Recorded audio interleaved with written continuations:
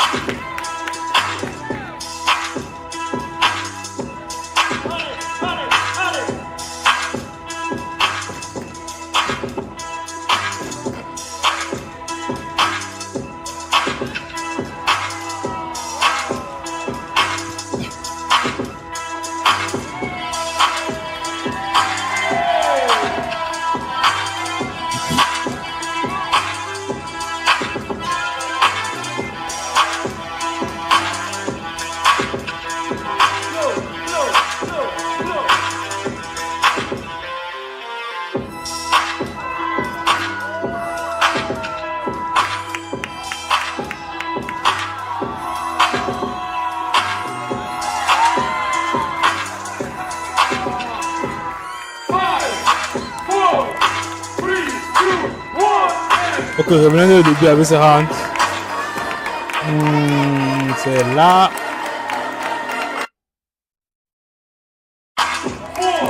Bon, que Alex d'abord c'est le meilleur dans ce domaine, tu vois. C'est le meilleur dans le fait de structurer son round, dans le fait de structurer son round. Pourquoi? Parce que il a un style, je dirais, un peu lent.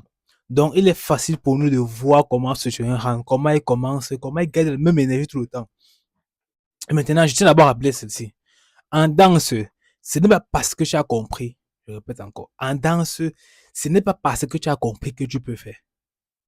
Ce n'est pas parce que j'ai compris comment structurer un bon round que je peux faire un bon round. Pourquoi? Parce que je dois m'entraîner. Ça ne vient pas juste du fait d'avoir compris comment structurer un round. Ça vient du fait de travailler la musique, travailler tes steps, c'est ça. Et savoir comment jumeler les deux.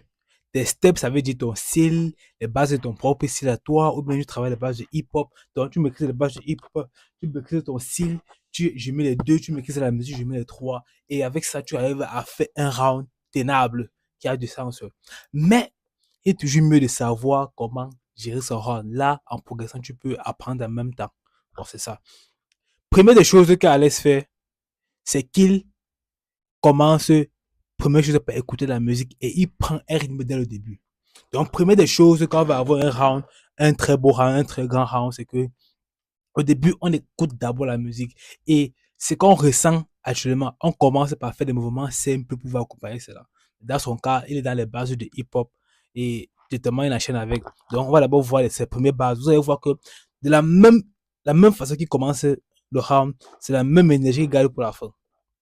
De la même façon qu'il commence le round, c'est la même énergie qu'il garde pour la fin jusqu'à la fin. Donc, ça veut dire que quoi? Quand tu commences un round, tu dois garder la même énergie jusqu'à la fin. Maintenant, tu peux varier l'énergie peut-être en fonction du beat, en fonction de quand le beat tape, quand le beat.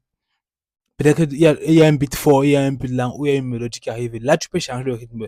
Mais en fonction de la musique, si tu prends un rythme dès le début, garde le même rythme là. Pourquoi? Ça va empêcher que les gens se perdent. Ça empêche que nous, on se perd quand on te regarde. Ça fait en sorte que c'est que nous, on entend, le rythme qu'on entend, c'est le même rythme qu'on voit chez toi. Parce que le rythme que tu entends, c'est le rythme que tout le monde entend. Du coup, ta manière de danser reflète aussi le rythme que tu entends. Que tu entends, ouais. Maintenant, on voit un peu comment il commence.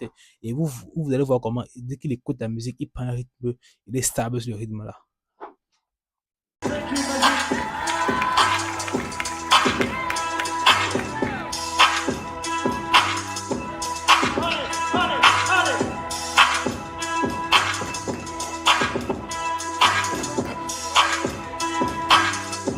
Le plus important ici n'est pas de faire les grands mouvements.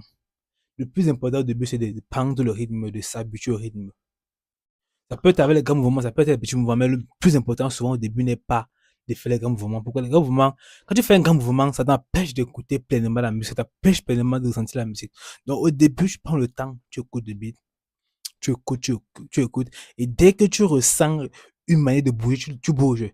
La manière dont tu bouges avec là ne change pas jusqu'à la fin.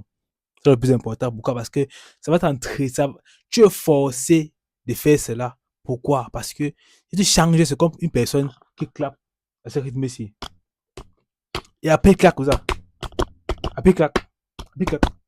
Après, il claque. Après, il claque. Finalement, tu ne connais pas sur quel pied il danse. Tu ne connais pas quel rythme il est là. C'est un peu la même chose qui se passe quand on voit ton rang et que tu changes de rythme comme ça. Change de rythme comme ça. Bon, ça veut dire que quand tu commences un rythme, on s'habitue à ce rythme-là. Attends de toi que tu continues à faire ce même rythme jusqu'à la fin. Maintenant, il faut savoir maintenant enrichir ce rythme-là. Comme Alex le fait, il enrichit le rythme dont il a pris.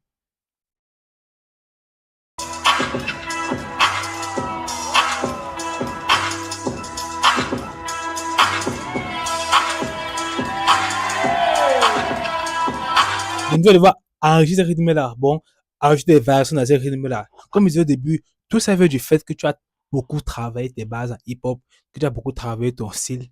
Bon, quand je dis vraiment ton style, Alex mieux dans plus ses bases du hip-hop, il est plus les bases du hip-hop qu'il a développé à un autre niveau, comme ce qui se passe comme ce que IC a fait. C'est la même chose.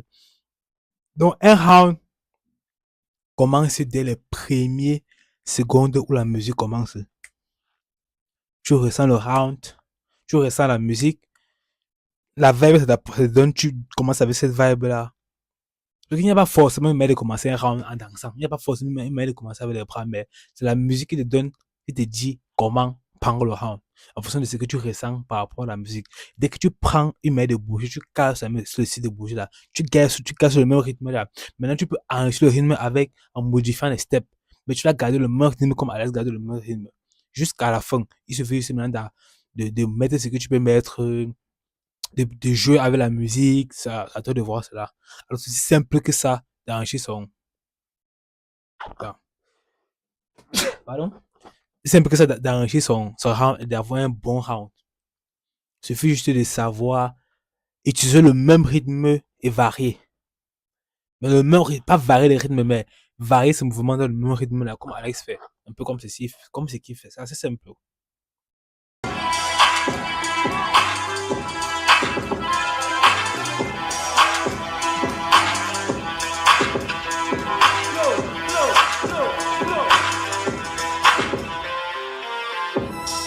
Avoir un bon rythme aussi être en harmonie avec la musique. Et si tu veux savoir ce que c'est qu'en harmonie avec la musique, j'ai fait une vidéo dessus. Va sur ma chaîne YouTube, tu regardes cela.